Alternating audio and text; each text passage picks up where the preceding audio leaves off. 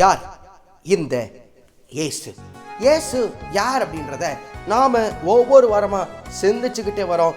இந்த வாரம் நாம பார்க்க போறது, அவர் நம்மை வரங்களினாலும் கனிகளினாலும் நிரப்பக்கூடியவர். கடந்த வாரம் பார்த்தோம், இயேசு கிறிஸ்து பரத்துக்கு எடுத்துக்கொள்ளப்பட்டார். அவர் எந்த மலையிலிருந்து ஏறி போனாரோ அதே மலைக்கு தான் திரும்ப வருவார்னு நாம வேதத்துல பார்க்கிறோம். இயேசு கிறிஸ்து திரும்ப வருவார், சரி. ஆனா இயேசு கிறிஸ்து அவங்க சீஷர்கிட்ட சொன்னார், நான் போய் உங்களுக்கு ஒரு தேற்றரவாளனை அனுப்புவேன், கம்ஃபர்டர். அவர் உங்களுக்கு நீதியையும் நியாயத்தையும் கண்டித்து உணர்த்துவார் அப்படின்னு இயேசு கிறிஸ்து சொன்னார். இயேசு பரத்துக்கு எடுத்துக்கொள்ளப்பட்ட பிறகு பெந்தகோஸ்தே அப்படின்ற நாளில் சீஷர்கள் எல்லாம் ஒன்றா கூடியிருக்கிற பொழுது பரிசுத்த ஆவியானவர் அவங்க எல்லார் மேலேயும் இறங்கினாரு. அவங்க பல பாஷைகளை பேசினாங்க அப்படின்னு சொல்லி நம்ம வேதாகமத்தில் பார்க்க முடியும். இந்த பரிசுத்த ஆவியானவர் மூலமாக தான் நமக்கு ஆவியின் வரங்களும் ஆவியின் கனிகளும் கொடுக்கப்படுது. ஆவியின் கனிகள்ன்றது அன்பு, சந்தோஷம், சமாதானம், நீடிய பொறுமை, தயவு, நற்குணம், விசுவாசம், சாந்தம், இச்சையடக்கம், இதெல்லாம் ஆவியின் கனிகள்னு சொல்லுவாங்க.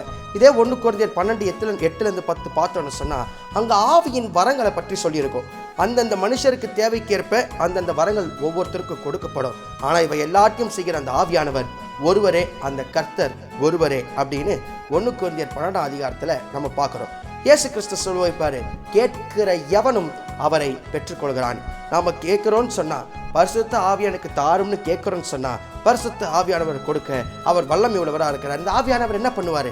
எது சரி எது தப்பு அப்படின்றத நமக்கு கண்டித்து உணர்த்துவார். செவ்வையான பாதையில நடக்க நமக்கு வழி செய்வார். நம்மளை சரியான பாதையில நடத்துவார். இயேசு கிறிஸ்து எல்லா பாவங்களும் உங்களுக்கு மன்னிக்கப்படும் சொன்னாரு. 70 முறை மன்னிங்கன்னாரு. சிலுவையில கூட பிதாவே அவர்களை மன்னியும்னு சொன்னார். ஆனா இயேசு கிறிஸ்து சொல்றாரு, மத்தேயு 12 பார்த்தோன்னு சொன்னா, மனுஷகுமாரனுக்கு விரோதமா வார்த்தை சொன்னா அது அவனுக்கு மன்னிக்கப்படும், எவனாகிலும் பரிசுத்த ஆவிக்கு விரோதமாய் பேசினால் அது இம்மையிலும் மறுமையிலும் மன்னிக்கப்படாதுன்னு இயேசு கிறிஸ்து சொல்லியிருக்கிறத நம்ம பார்க்குறோம். அதனாலதான் சில விஷயத்துலலாம் விளையாடக்கூடாது அப்படின்னு சொல்லுவாங்க. பரிசுத்த ஆவியானவருக்கு விரோதமாக நம்ம தெரிஞ்சோ தெரியாமலோ பேசுகிறோன்னு சொன்னால் அது என்னைக்குமே மன்னிக்கப்படாதுன்னு ஆண்டவராகிய இயேசு கிறிஸ்து சொல்லியிருக்கிறாரு. ஆகையினால சில விஷயங்களில் நம்ம ரொம்ப கான்சன்ட்ரேட்டடாக இருப்போம். அந்த ஆவியானவர் நம்ம கூட இருக்கிறாருன்னு சொன்னார். அவர் சத்தியத்தையும் நியாயத்தையும் நீதி நம்ம கண்டித்து உணர்த்துவார். அந்த ஆண்டவர் நமக்கு எல்லா நிலைகளிலும் நம்ம கூட இருந்து நம்மளை பலப்படுத்தி நமக்கு சகாயம் பண்ணுவார். அடுத்த வாரம் இயேசு யார் என்றதை இன்னொரு தலைப்பில் நாம சிந்திக்கலாம்.